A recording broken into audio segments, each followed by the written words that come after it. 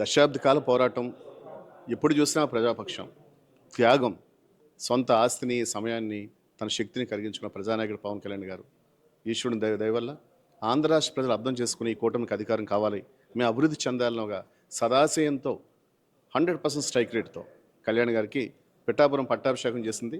అదే సంవత్సరం రాముడు పట్టాభిషేకం జరిగితే మరి 25వ సంవత్సరంలో కుంభమేళ జరిగింది ప్రయాగ్రాజ్లో. ఆ కుంభమేళ కొనసాగగా ఇవాళ జనసేన కుంభమేళ 14వ తారీఖున మా పండుగ రేపు పిఠాపురం చిత్రాలు జరగబోతుంది. చాలా చాలా మహదానందంగా ఉంది. జన సైనికులు వీర మహిళలుగా నాయకులుగా మేము ఎన్నో కష్టాలు పడ్డాం, జైలుకి వెళ్ళాం, ధర్నాలు చేసాం, పోరాటాలు చేసాం, అవమానపడ్డాం. మాకన్నా 1000 రెట్లుగా పవన్ కళ్యాణ్ గారు ఎంతో శ్రమకొచ్చారు. అసలు అటువంటి అరుదైన సంఘటన, అటువంటి నాయకుడు అరుదైన సంఘటన.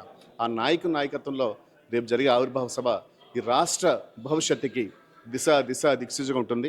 ఇప్పటికైనా పరిపాలన పట్టు సాధించారు. వేల కోట్ల రూపాయలని ప్రభుత్వ నిధులని ముఖ్యంగా ఢిల్లీ నుంచి తీసుకురావడం, నేరుగా గ్రామ పంచాయతీకి ఇవ్వడం, గ్రామ స్థాయిలో అభివృద్ధిని పరిపుష్టం చేసే క్రమంలో వారు పనిచేస్తున్నారు. వారికి ఆయురారోగ్యేశ్వరులు భగవంతుడు తప్పగిస్తాడు. ఆంధ్ర రాష్ట్ర ప్రజల ఆశీర్వచనం ఉంటుంది. రాబోయే రోజుల్లో మరింత ఉన్న పదవులకు వెళ్తారు. ఇవాళ ఆయన నాయకత్వంలో పనిచేస్తున్నందుకు వెనక ఒక సైనికులుగా, ఒక నాయకులుగా, ప్రజల కోసం పనిచేసే సామాన్య పౌరులుగా మేము చాలా గర్వపడుతున్నాం. రేపు సభ అనేది నభూతో నభవిష్యత్తున్నట్టుగా ఈ రాష్ట్ర చరిత్రలోనే ఒక మైలురాయిగా మిగిలిపోయే సంఘటన ఆవిర్భావ సభ రేపు జరగబోతుంది. దీనికి మొత్తం రాష్ట్రం అంతా శ్రేణులు తరలి వస్తున్నాయి. మీరు చూశారు పిఠాపురం అంతా అంటే ఒక 100 పండుగల సందడి ఒకే పండుగ వచ్చినట్టుగా ఉంది.